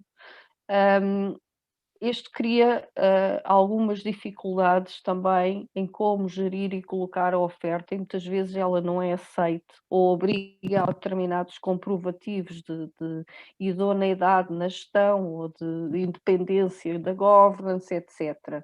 Tudo isto é acautelado como? O que tem acontecido, vamos lá ver, o que tem sido a prática de mercado aqui, eu há pouco até esqueci de mencionar, é quando não tem sido desenvolvidos os mecanismos, a capacidade de reporte financeiro por parte das empresas e não tem sido feita a incorporação de indicadores ESG na atividade bancária, na análise de risco, na concessão de crédito. O que tem acontecido é que muitos destes projetos, já é possível apoiar projetos através de instrumentos de dívida sustentável, não é? Através da emissão do green, ou social bonds, de obrigações verdes ou sociais. Este mercado expandiu-se bastante em Portugal e aqui ao lado até houve uma emissão da Comunidade de Madrid recentemente do setor público de cerca de 3 mil milhões. Apesar delas hoje, de facto, há aqui uma competitividade não serem comprovadamente mais baratas e obrigarem a exercícios de reporte mais exigentes, estas emissões têm, pelo menos no mercado e com os parceiros, representam um compromisso público muito relevante. E normalmente têm a certificação de entidades qualificadas, uma chamada second party opinion, que garante uma legitimidade e digamos que a conformidade dessas operações de financiamento e da sua aplicação com o quadro ESG, com objetivos sustentáveis. Portanto, tem sido esta a prática do mercado em Portugal e em Espanha. É verdade que pode haver aí portanto, nós temos o mercado tem a necessidade de desenvolver esses mecanismos de reporte financeiro e de eles serem mais disciplinados, até para não perdermos essa competitividade com outros mercados, mas basicamente a situação atual ainda é relativamente embrionária. O que traz uma grande oportunidade também, não é? Porque a colocação de oferta, nomeadamente de instrumentos financeiros mais sofisticados, o acesso às green e social bonds, que todos nós esperamos ver crescer em breve em Portugal, obriga também a alguma capacidade do chamado report ou disclosure, como se costuma dizer, mais transparente e mais abrangente em matérias que muitas vezes são consideradas intangíveis, mas depois podem ter efetivamente um custo muito, muito superior ao nível também da gestão de risco e da gestão do risco de investimento. Eu gostaria também de colocar a questão à Ana e depois ainda voltaremos para uma última questão, mas porque já estamos muito avançados, mas de facto esta conversa poderia durar horas, porque há muito para fazer e, como dizia o Mário Parra da Silva no início, está tudo por construir. Isso é bom, é sinal que temos ainda ambição. Eu perguntava à Ana, eu gostava de fazer uma provocação à Ana e depois uma pergunta. A provocação é se aceitar a sustentabilidade do ponto de vista do gestor ou do gestor da sustentabilidade e de quem integra numa empresa, independentemente dela ser uma instituição de ensino superior, se isso significa forçosamente mudar a mentalidade. E se é uma mudança de mentalidade, se é difícil processar isso com a realidade que se tem na própria empresa e nos colegas, nas equipas, porque a sustentabilidade só se aplica numa empresa, numa entidade ou numa organização, com o apoio de equipas multidisciplinares e com o apoio forte da gestão de topo. de outra forma será sempre um processo doloroso. E depois, a minha outra questão é, fazendo face a tudo o que ouvimos por parte da Júlia e do Nuno, que fórmula existe, nomeadamente na academia ou no ISCTE, para trazer as PMEs de volta à academia, um bocado no conceito, chamado conceito Triple Helix, que junta este círculo virtuoso em que a academia e as empresas e outros parceiros se juntam para colmatar as necessidades uns dos outros e, acima de tudo, para construir conhecimento. Muito bem, Paula. Eu vou falar um bocadinho, se calhar, nas duas perspectivas. Na perspectiva de como alguém que faz parte de uma equipa que está a integrar a sustentabilidade na sua organização e o papel da instituição enquanto formadora de agentes que estão a fazer isso. E, portanto...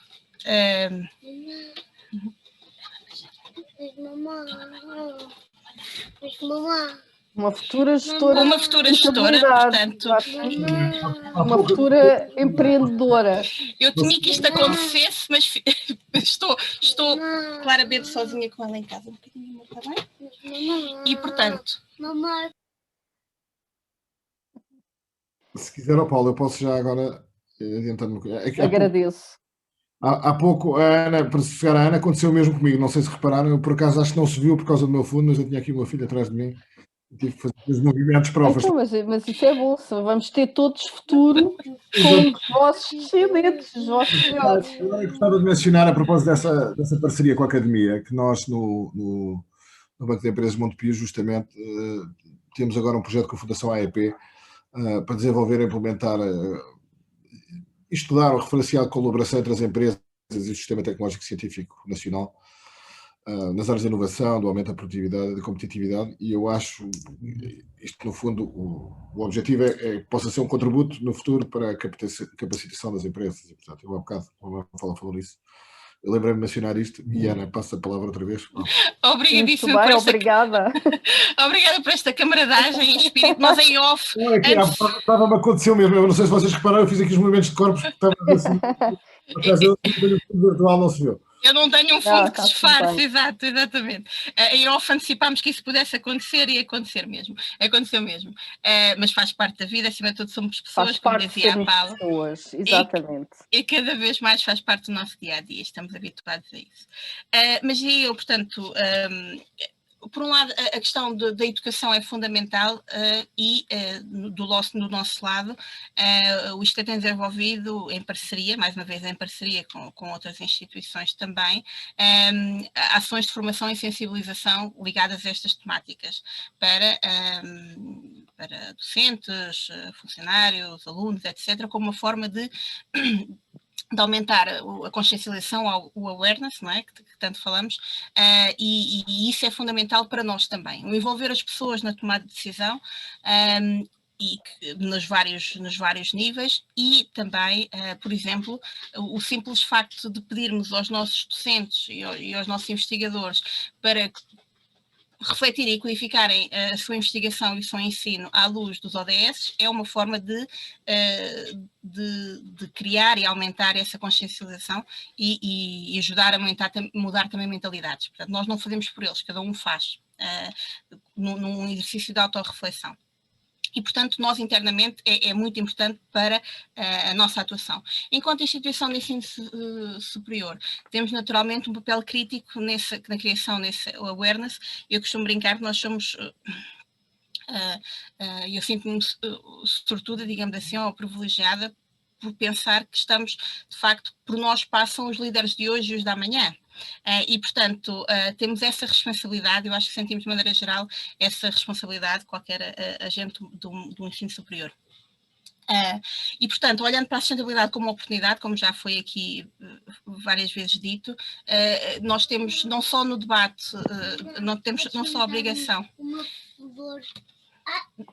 não só a missão de promover o debate e a discussão, mas também, naturalmente, olhar para a sustentabilidade de uma forma perfeitamente integrada com a nossa estratégia. Também já foi aqui dito. integrar Quero uma folha pintada para eu pintar por dentro. Está bem, a mãe já dá também. Mas dá da marcha e as cores. Está bem. É E, portanto, reutilizar. Exatamente. Eu já tenho aqui um montinho delas. Já lhe dou, exatamente. Reutilizar. Pronto, é levar as boas práticas para dentro de casa. Muito bem. Exatamente. Podes pintar com esta mãe. Um verdadeiro walk the talk 360. Exatamente. E, portanto, Paula, dizer só mais que, de facto, enquanto instituição de ensino superior, temos formação no universo ISCTE, portanto, que pode e que chega às PMEs e às suas pessoas, as organizações são feitas de pessoas, como estamos vindo a falar, e, portanto, não só ao nível de educação executiva, programas de curta e média duração que tocam, podem não ser, e que é importante, o ensino para a sustentabilidade é não só programas especificamente criados para a sustentabilidade, mas a integração destas preocupações de forma transversal nos programas existentes. E temos trabalhado nessas duas vertentes. E, portanto, não só a educação executiva, como dizia, mas também através das suas várias escolas, ao nível das licenciaturas, mestrados e doutoramentos, em que se tem tentado, de facto, fazer essa integração, além de programas próprios ou mais virados, como, por exemplo, o mestrado de Estudos do Ambiente e da Sustentabilidade, da Escola de Ciências Sociais e Humanas, entre outros programas.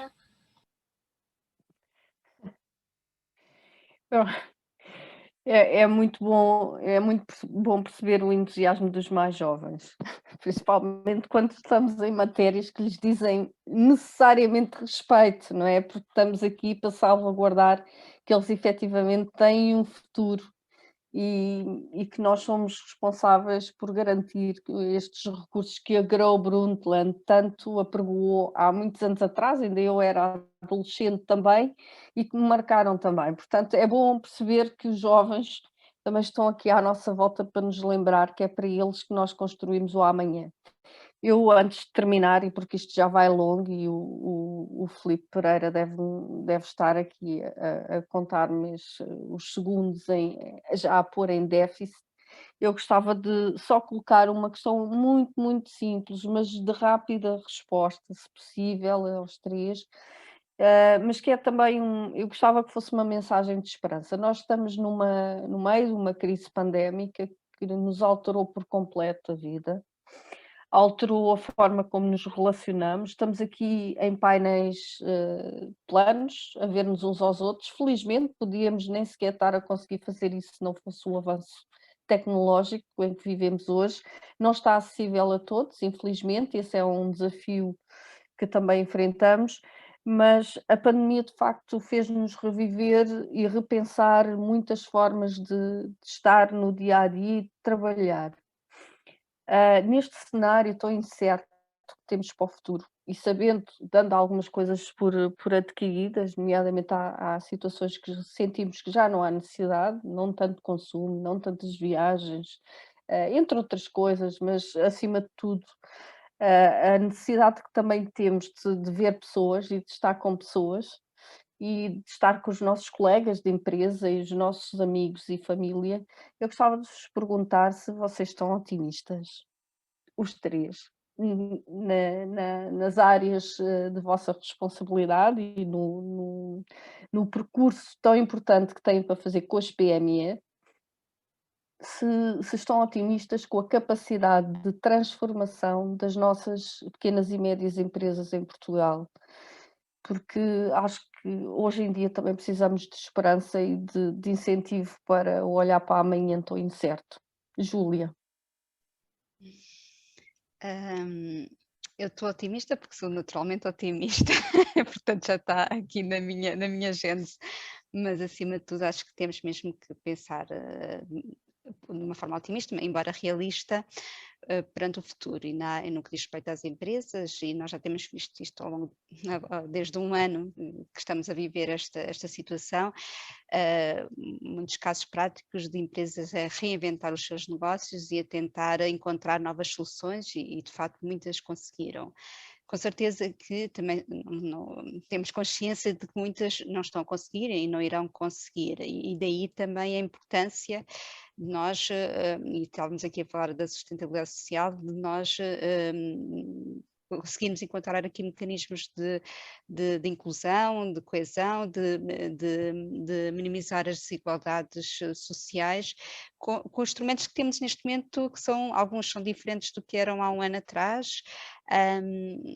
Nós pessoalmente, seja em organizações públicas onde nós estamos, ou seja nas privadas, tivemos que de facto fazer aqui uma mudança de visão de tudo, mas um país constrói-se também com estas alterações e temos que de facto passar esta mensagem, não sei, no otimismo realista, diria eu, para encontrar soluções, caminhos que façam sentido para quem está neste momento numa situação de maior fragilidade, e que este contexto também, em muitas situações, acabam por tornar mais evidentes as desigualdades, mas também encarar isto como tendo aqui também novas formas de olhar para a realidade e de promover aquilo que possam ser boas práticas, bons esportes para alcançarmos este, no fundo, o pilar que agora está presente como prioridade agora na presidência portuguesa, que é do pilar social, que é diminuir estas desigualdades, portanto é trabalhar para esse fim, com o máximo de iniciativas possíveis. Obrigada, Júlia. Nuno, espero que também esteja otimista e ativamente a trabalhar no otimismo das PMEs, o Banco Bem.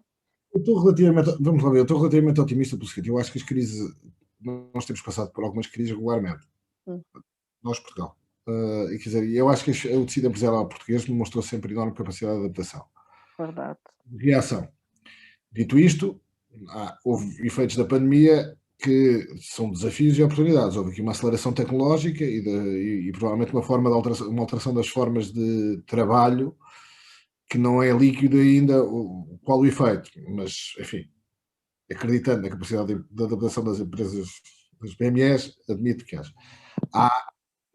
Isto agora já nem é tanto gestão bancária, mas é uma opinião pessoal. Há aqui, obviamente, em algumas áreas, como o turismo, a restauração, a hotelaria, vai ter que haver uma reflexão sobre, enfim, estão demasiados ovos naquele cesto e se não temos que subir um bocadinho aí na escala de valor, porque, enfim, a questão do turismo low cost e das massas, eu não sei quando é que voltará. Portanto, isto agora é uma opinião mesmo pessoal. Não é? Portanto, é uma espécie de um palpite, não é tanto. Portanto, acho que há alguns setores que carecerão, obviamente, de uma reformulação. Agora, eu não vejo porque é que nós devemos estar particularmente pessimistas. Eu acho que estes conceitos que tivemos aqui agora a discutir, de sustentabilidade, seja ambiental, social ou de boa governação, vão ser princípios cada vez mais importantes. Quer dizer, nós temos que enfrentar agora no pós-pandemia, já estamos a enfrentar, por exemplo, problemas sociais complicados e graves. E isso é um tema que naturalmente é dos poderes públicos, mas é de toda a gente, é das empresas todas, das famílias, e, portanto, quer dizer, isso é um tema, obviamente, do ponto de vista da emergência, temos que o fazer. O mesmo, enfim, a própria questão da pandemia, da sua inclusão, portanto, enfim, há aqui várias discussões sobre isso, mas é naturalmente pelo menos uma lembrança a toda a gente que o ambiente, nós não somos imunes ao que se passa à nossa volta e, portanto, eu não acho que haverá uma consciencialização da sociedade, das empresas, e eu acredito na capacidade do tecido empresarial português de se reformar com alguma rapidez. Acho, aliás, que nós teremos, no âmbito depois dos planos, de fazer uma distinção grande entre aquilo que são as empresas que têm capacidade de adaptação de modelos de negócio viáveis e estão mal financeiramente, porque houve aqui um hiato durante a pandemia e, portanto, encontrar mecanismos de financiamento para esse, e é para isso justamente que um banco como o nosso existe, tentar encontrar aí soluções para a parte financeira, desde que a parte económica seja viável, e outras que, infelizmente, podem ter negócios que desapareceram. Mas eu acredito que a esmagadora maioria, e acho que há alguns sinais até, do ponto de vista das moratórias, elas são muitas, mas quando se faz enfim, números preliminares, um drill down um bocadinho mais específico, acho enfim, tirando estes setores, alguns que eu já mencionei agora, transportes, turismo, restauração, que são obviamente, e são muito visíveis, e portanto as pessoas... Os outros, acho que apesar de tudo, podemos não vir a ter assim tão más notícias. Ainda bem. Oxalá assim seja. Ana, para terminar. Mas, boas não serão, mas não sei se serão catastróficas. Não, mas é pertinente, a análise é extremamente pertinente e obviamente nós temos, eu também estou otimista porque acho que enquanto povo nós temos uma capacidade de engenho extraordinária. Além de termos uma capacidade de adaptação e de reverter situações que eu continuo a achar que é incomum. Ainda bem para nós, porque é o que nos faz resistir a estas situações mais exigentes. Ana, é a mesma pergunta e o otimismo certamente no vosso caso se fará na capacidade de puxarem as PMEs para estes temas por via da formação de curto prazo ou da formação média, mas seja como for, quase cooperando, que é um termo que está muito na moda, com o IAPMEI e com outras entidades e com o Banco Bem, para que estas empresas tenham efetivamente conteúdo e know-how para avançarem para o futuro. Paula, numa nota pessoal, eu acho que se não tivesse e não continuasse otimista, não fazia o que faço e em algum momento não teria aquilo que nos visitou, não é? Portanto, as filhas e acreditar de facto que podemos e temos a responsabilidade de criar um mundo melhor e por elas também e por eles. E portanto estou otimista pela natureza, pela minha natureza e pelo que faço também. Em relação à relação, digo, o governo, academia, setor, sociedade civil e empresas, eu acho que estamos aqui de facto um círculo bastante virtuoso e de onde podem sair estratégias e iniciativas de grande valor para todos. E, portanto, eu acredito e acreditamos no papel das parcerias, já que o disse, e sem dúvida que é a partir destas que conseguimos fazer mais e melhor. Não, sozinhos dificilmente o conseguiremos. E, portanto, acho que aqui a ligação da academia com as outras hélices, digamos assim, é fundamental para conseguirmos, de facto, um futuro mais otimista. E eu acredito profundamente que sim.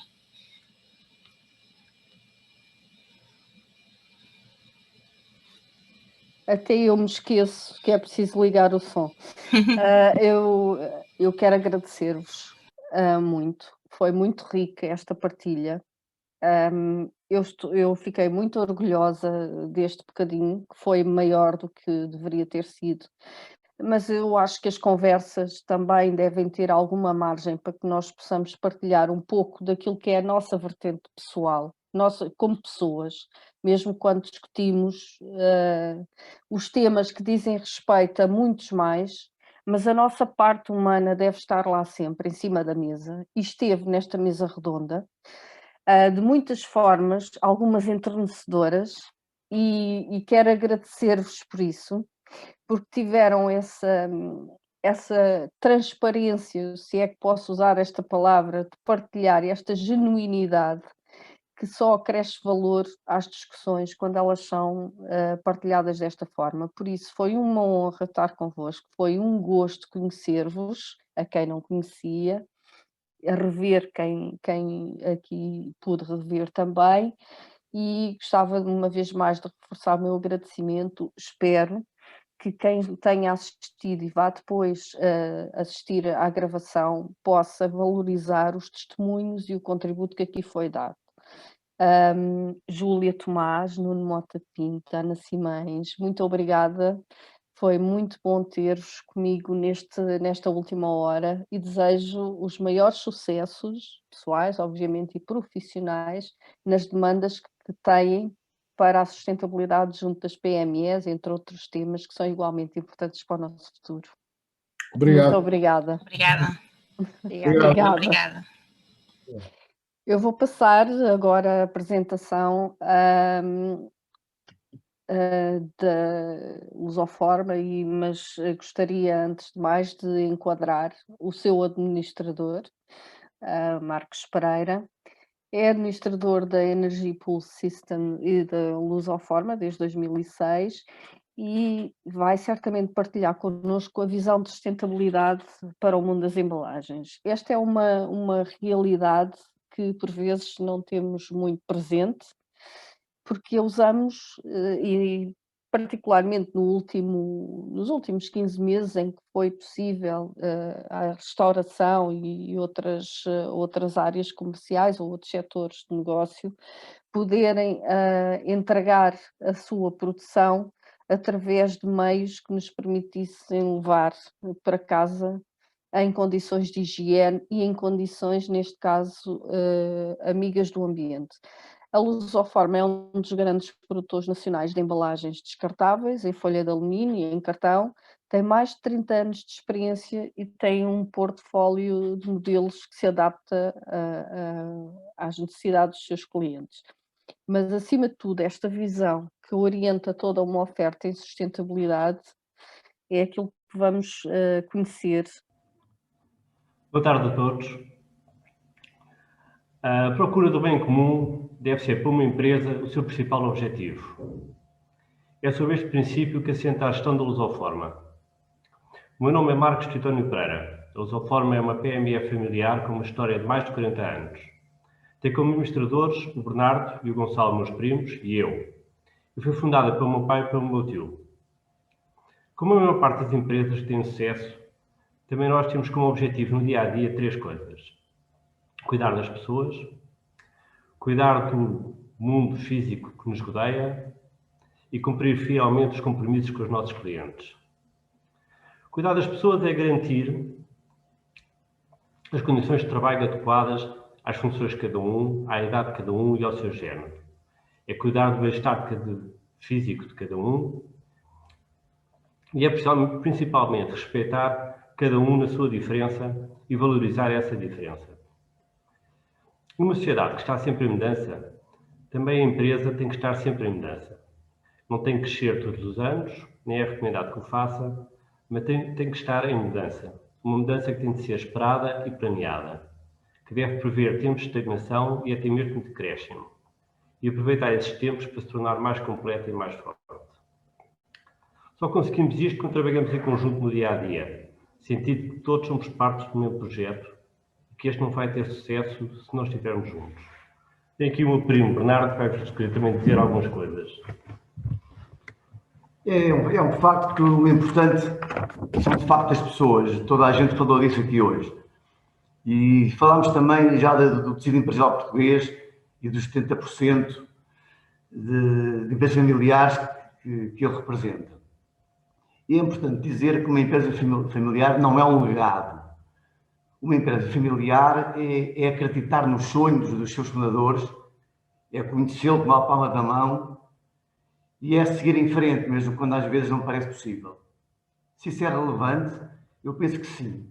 Quando se vem de uma empresa, uma família numerosa, quando se conhecem as suas dinâmicas, somos sempre confrontados com a necessidade da partilha e da riqueza e do trabalhar para o bem comum.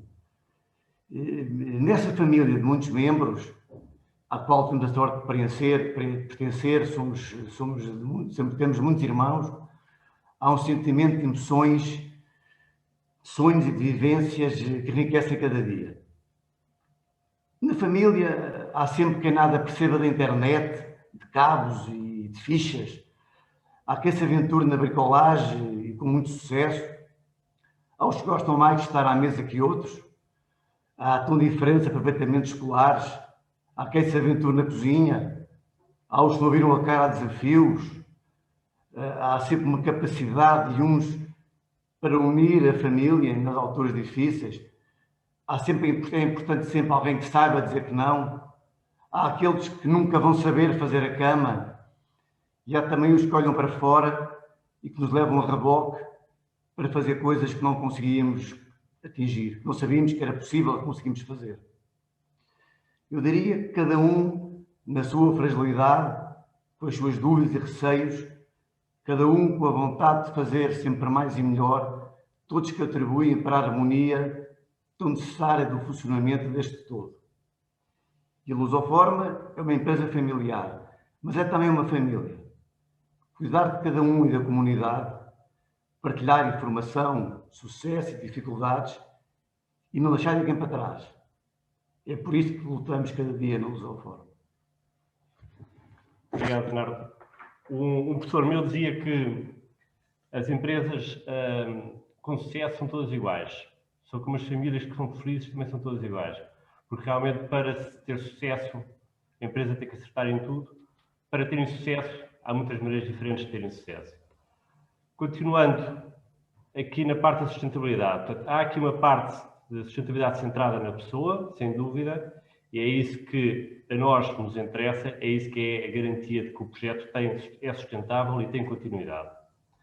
Estamos também atentos à nossa comunidade e, para tal, participamos em projetos de apoio à comunidade, como seja o projeto Uma Forma de Ajudar, que foi iniciado durante a última recessão e manteve-se até hoje com mais premência ainda. Neste projeto ajudamos instituições de solidariedade social com formas para apoio alimentar a famílias, com formas feitas por nós e fornecidas a lucro zero. Isto é, são os acionistas que participam no apoio aos que mais precisam. Apoiamos, no que for necessário, por estarmos atentos aos mais novos, especialmente aos miúdos excluídos da nossa sociedade, a Academia Johnson, que faz um trabalho a todos os níveis absolutamente extraordinário, defendendo as crianças de bairros muito complicados e dando-nos uma hipótese de futuro. Não temos uma verba orçamentada para o apoio aos que mais precisam, mas não viramos costas a quem de facto precisa e está perto de nós. Mas só isto não chega. Queremos ajudar a construir uma sociedade mais igual naquilo que são as oportunidades, mas também no nível de vida. Temos por objetivo diminuir as diferenças salariais, já que não nos parece justo que as remunerações dependam somente do grau académico ou de uma medida de produtividade. Existem outros fatores a considerar que vão muito para além disso.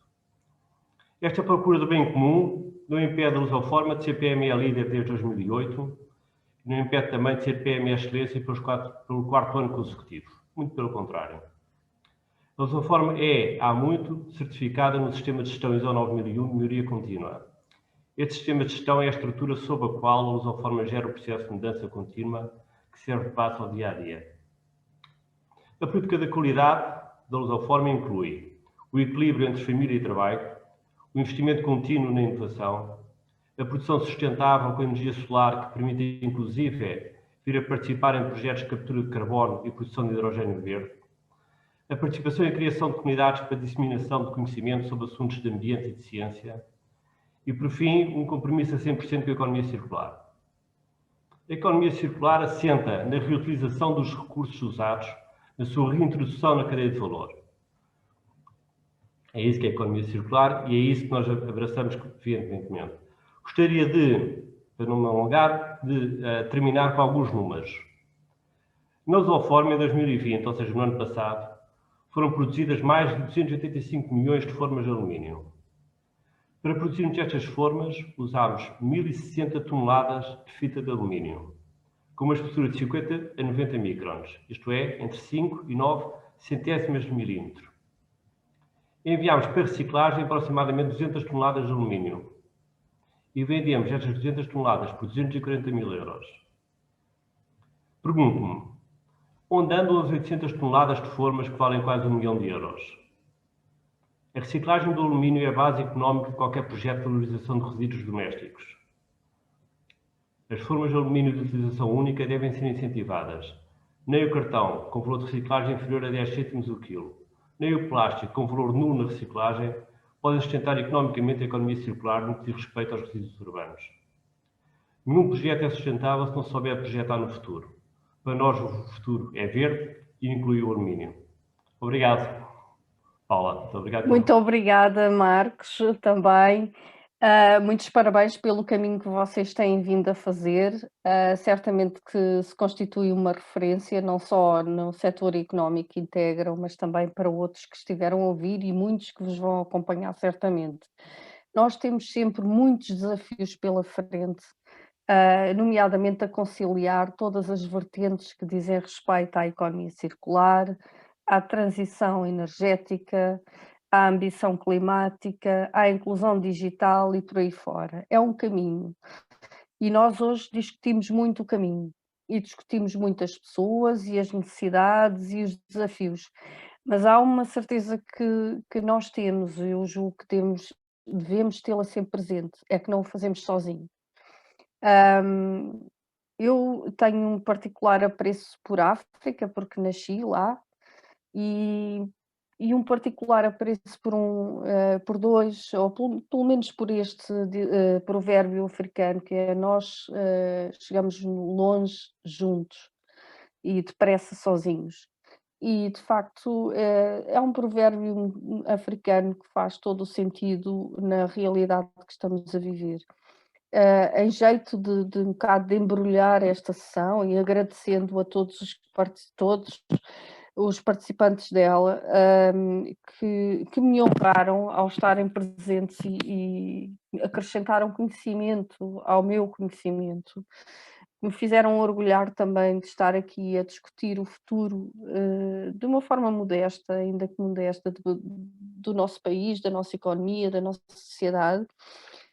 Eu gostaria apenas de referir, e para não alongar mais, eu tirei muitas notas, tenho-as para mim, gostava de partilhar, mas não quero ocupar mais tempo, neste momento já me alarguei também, mas gostava de terminar com uma ambição. Todos nós partilhamos aqui a necessidade de um crescimento inclusivo. Começou com o testemunho da senhora secretária de Estado e terminou agora com o testemunho do Marcos também, passando por toda a mesa redonda, pelo Mário Parra da Silva e pela Marisa Monteiro.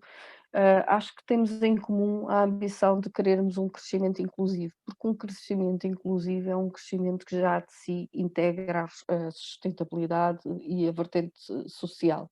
Falámos aqui de muitas exigências que a pandemia também tem colocado, das desigualdades, das oportunidades para as empresas e das empresas familiares, do que vocês também são exemplo. Mas eu gostaria de deixar então a nota otimista de que juntos vamos chegar mais longe, vamos fazer muito mais, mas precisamos de ser parceiros uns dos outros. E acima de tudo trabalhar a confiança, que é algo que muitas vezes não é fácil, mas a verdade é que estamos todos num contexto que obriga a que nos unamos para construirmos o amanhã que nos permita sobreviver enquanto pessoas e enquanto empresas. Quero, por fim, uma vez mais, renovar o meu agradecimento por todos os contributos que foram extremamente importantes e uma nota para uma questão que ficou por responder. Lamento por causa do tempo, mas haverá formas de a fazer chegar e, se necessário, terei muito gosto em responder por mensagem privada à pessoa que a colocou e que era uma questão pertinente, mas volto a referir, ela daria um outro evento. E nós vamos certamente encontrar-nos para outros eventos. Entretanto, os meus votos de que fiquem bem, que façam da sustentabilidade uma premissa e um modo de vida, uma premissa de gestão e um modo de vida, porque a sustentabilidade traz sempre ao de cima o melhor que as empresas têm. E esse melhor tem que ser comunicado, tem que ser trabalhado e é muito bom para a paz social, para a cultura empresarial e para o impacto que as empresas têm nas comunidades. Quanto mais valor uma empresa tem nestas matérias, mais valor lhe é reconhecido, atribuído, maior confiança e benefício da dúvida ela desperta em todo o mercado.